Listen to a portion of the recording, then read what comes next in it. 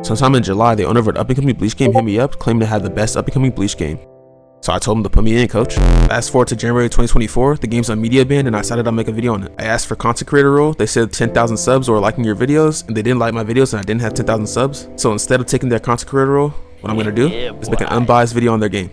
While having this conversation with the owner of the game, they reveal that they're also the owner of Bleach Era. So today I'm gonna find out if Hollow Era is really the best up-and-coming Bleach game. What the the whole bridge is gone, bro.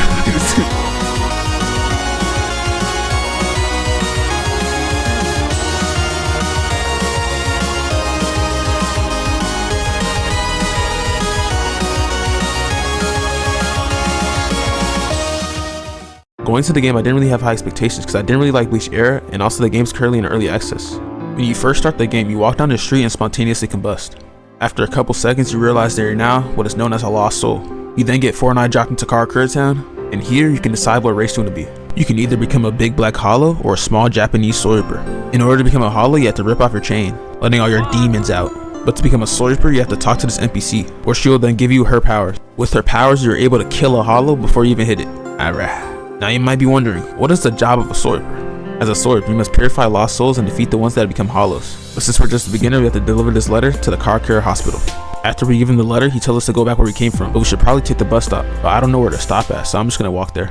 She tells us that we're ready to be a soul reaper and that we need to talk to the person next to her so we can start purifying lost souls. If you press J, you can use observation hockey and see every objective on the map. After completing the quest, he tells you to go to the bridge and talk to this mysterious man who tells you to kill a hollow. Now we get into the major PvE aspects of the game where we have to start killing hollows and other bosses. But before that, we gotta use our skill points. In the skill tree, there's 5 different stats. There's sword, strength, Ryatsu, resistance, and speed.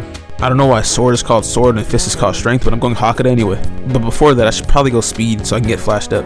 Now it's time for us to go kill this hollow that's been annoying me this whole time, because he's right next to every NPC I have to talk to. And then that's where we get into the PvE. Honestly, the PvE is not that bad. The only problem is, I'm constantly on like 200 plus ping, even though it's my server. I literally live in Texas, but my lows are like 200 and my highs are like 300 ping. Like, I don't get it. And then there's the FPS as well. One of this game's biggest problems is the optimization. Because there is destruction physics, and there's a bunch of hollows that also destroy stuff around the map, like it just causes a lot of lag. Hollows in this game take a long time to kill. The difficulty is like between type soul hollows and deep oaken NPCs. Like these NPCs literally attack mid M1, and also when they perfect block, you're cooked. But if you just keep a distance and just rush attack them, most of the time it'll be fine. You can also up tilt by holding space while M1ing, and if you continue holding space, you slam down, doing extra damage.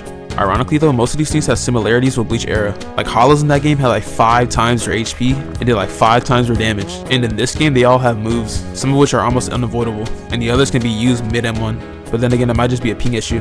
After you finish that quest, he gives you a new quest telling you to kill 8 snowmans. Kill 6 hollows. And then of course, what do? You kill those 6 hollows because you're a good boy. That takes almost 10 minutes because hollows in this game have mad HP. And also because it's the maximum amount of hollows that can spawn in Karakura Town. Once you kill all the hollows in your area, they're all going to be on the other side of the map. But you probably don't want to go over there because the FPS. I was going back to the NPC to get a new quest, but then I heard boss music.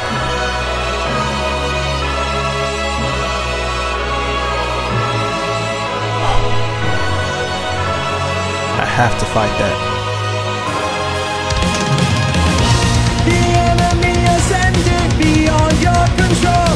Or was that all your intention? Have managed to demolish whatever we make, but you're failing to comprehend.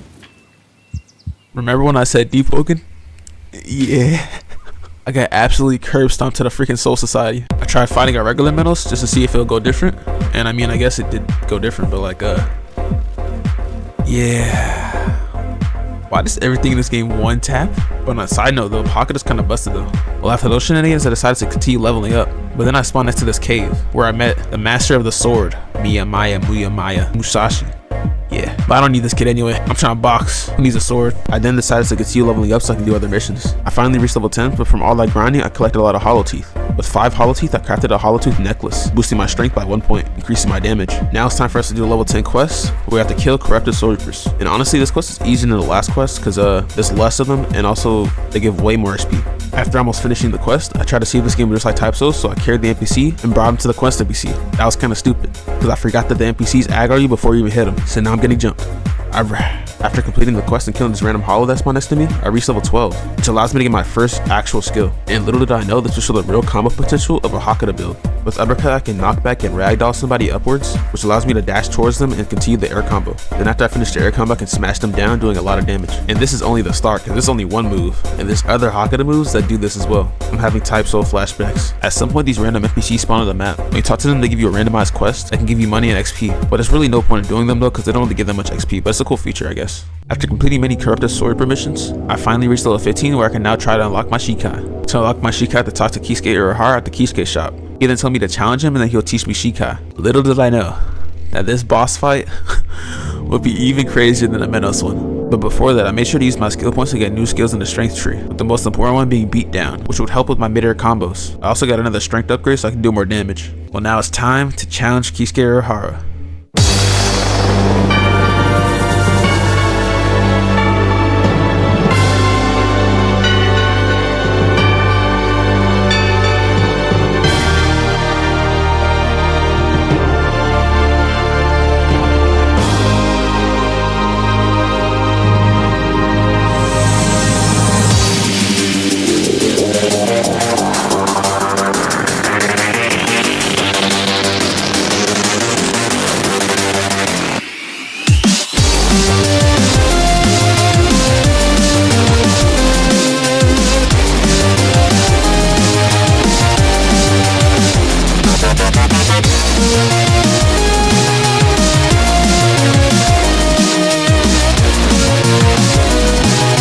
I got absolutely rocked.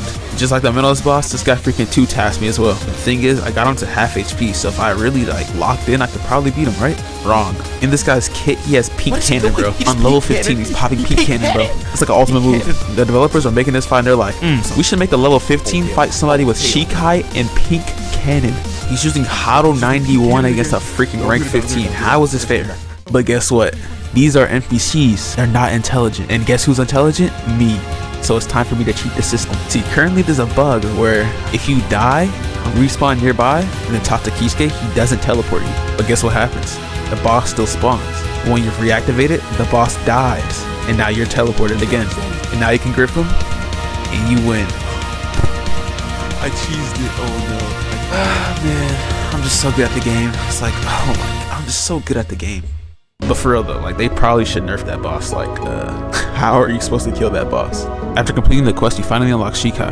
In order to use Shikai, you have to fill up this red bar and press Y with your sword equipped. Let's see if I get a good Shikai.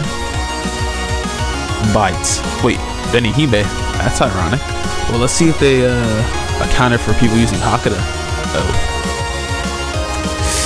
They didn't. That's absolutely lame. Well, that's it for the video. Like the video and subscribe. If you want a part 2 or maybe a hollow video, comment that down below. But is this the best up-and-coming Bleach game? In my opinion, it's got a long way to go. All music in this video is made by DMW. Have a nice day. Hella good.